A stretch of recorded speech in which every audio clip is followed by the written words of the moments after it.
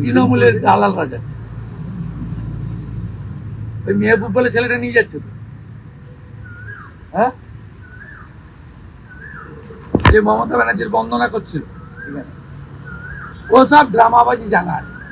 ও Delhi police আছে, লাঠির size 8 foot. কিন্তু এটা সমাধান কোনো কিছু মানে সমাধান মমতার কাছে। যোগ্য তালিকা ফেলে দিন, সুপ্রিম কোর্টকে বলুন হুজুর যোগ্য তালিকা এনেছি, সুপ্রিম কোর্ট নিশ্চয়ই বিবেচনা করবেন। অযোগ্যরা বাকিরা, অযোগ্যদের জন্য মমতা জেলে যাক।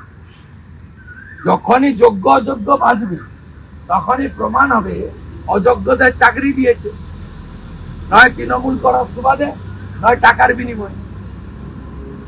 এরা অযোগ্য যোগ্য বাছাই করছে না এই কারণে কট হ্যান্ড ধরা পড়বে বলে। তাহলে গভর্নমেন্ট অ্যাডমিট করে নেবে যে তারা অযোগ্যদের সার্ভিস দিয়েছে, এটা একটা ক্রিমিনাল অফেন্স। সেই কারণেই যোগ্য অযোগ্য বাছাই